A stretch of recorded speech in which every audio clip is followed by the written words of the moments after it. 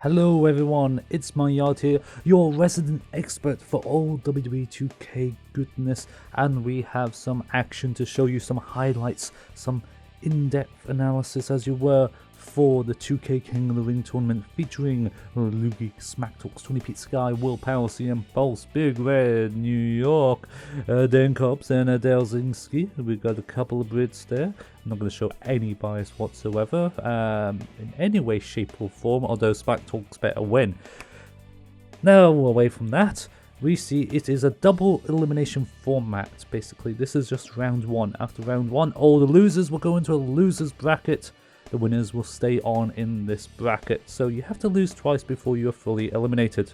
First up, we're going to see CM Pulse versus Delzinski. Now, high flying is never the greatest option, especially with Brock. Certain high fly moves are easier to counter than others. Anything with a high sort of apex, like a shooting star press or a moonsault, are a lot easier to counter. So it's best not to go for those sort of moves.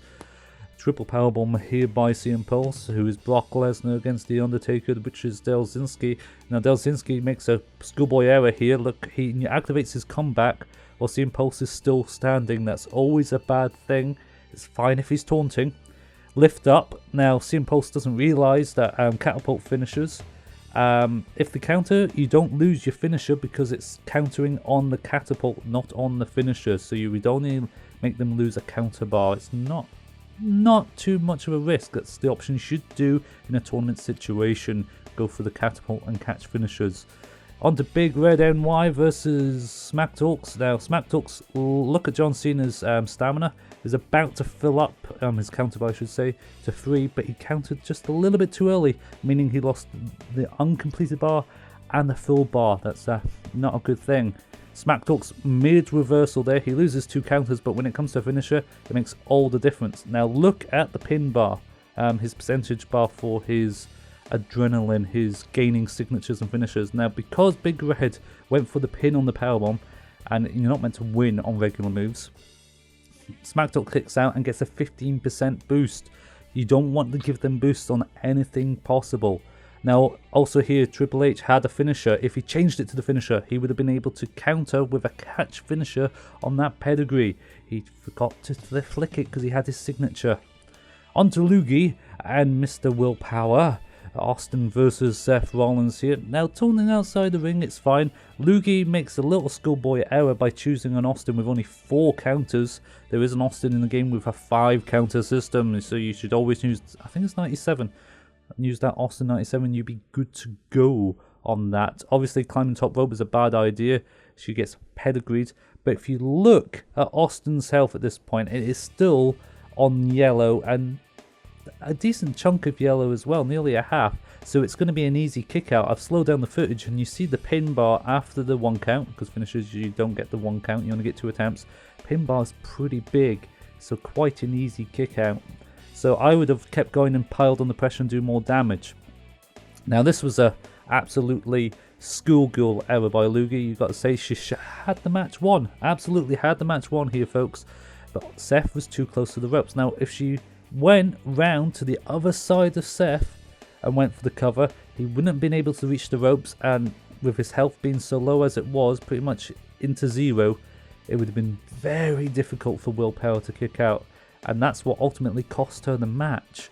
DenkOps versus TonyPizzaGuy now was the final of the 4 round 1 matches. Now, I've shown most of the match of this one because Denk completely dominates Tony, to be honest. Denk has it cut to near perfection, as it were.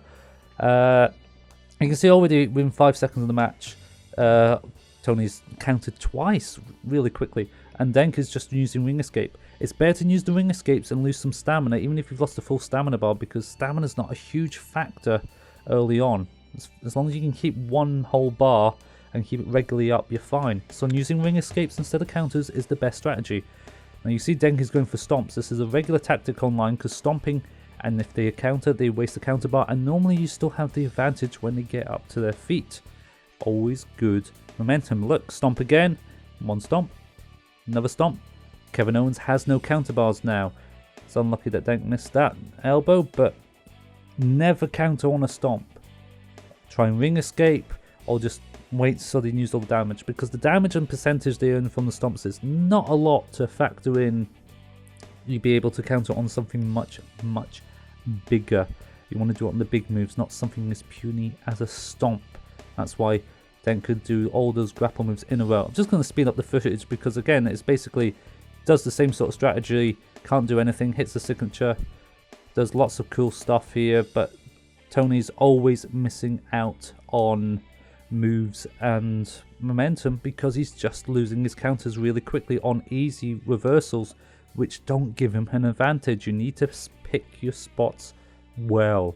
Don't get me wrong, Tony kicked out on the switch in music, which is great, and he's on really low health, but you look at the health differences. I mean, Denk is still in the green, Tony's down to 0 at this point, and it keeps going for minutes and minutes. Well, this is still the case. Top rope moves, move variety always helps as well. Changing up the strategy constantly, but stomping to make sure he uses the counters, because the more time you use counters on the stomps, the more unblockableness you can get on those grapples. Now, Denk did a little costly mistake running out of stamina and going for a suplex. Tony rolls out straight away and rolls back in. He's run out of stamina, but he chooses the wrong grapple move because it's now left both of them down, and because Sean, Mr. Denk, has lots more health than Tony, he's able to get up a lot quicker and is able to immediately go for the switch in music. Even though Kevin Owens had counters, he wouldn't have saw it coming. Now he's a bit lucky that there wasn't a rope break here, and you see the bar for Kevin Owens was minor, very tiny. It was a complete dominance by Denk there, and looking at the four matches, as you say, he has, to me, he looked to be like the odds-on favourite to win the event. The only other person I think that could do it is Smacktalks, to be honest, going by what all 8 competitors have done thus far. But we will see when round 2 happens for them. All the losers will go to the losers bracket, and the other 4 will go into the winners bracket, and we'll see who will dominate there. Yes. Who do you think is the best on the 2K tournament? Leave it in the comment section below. Don't forget to leave a like. You can follow all the fellow YouTubers in the description. I am ITSMYYARD. I am your professor of 2K knowledge, and we'll see you very soon. Bye bye.